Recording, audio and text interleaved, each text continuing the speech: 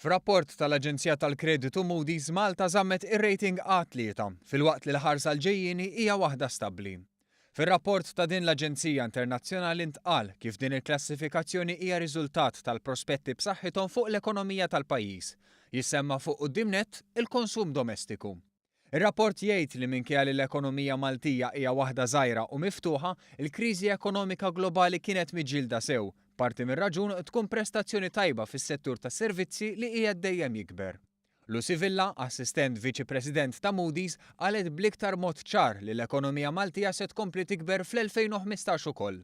Għas-sena d-dieħla Moody's qed tipproġetta tkabbir reali fil-prodott domestiku gross li jkun viċin 2.8%.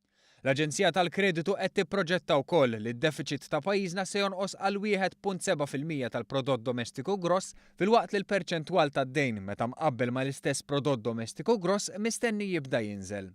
Moody's issemmi numru ta' sfidi, iżda jingħad li l-pjan tal-Gvern għall budget tal-2015 se jsaħħaħ il-konsolidazzjoni fiskali.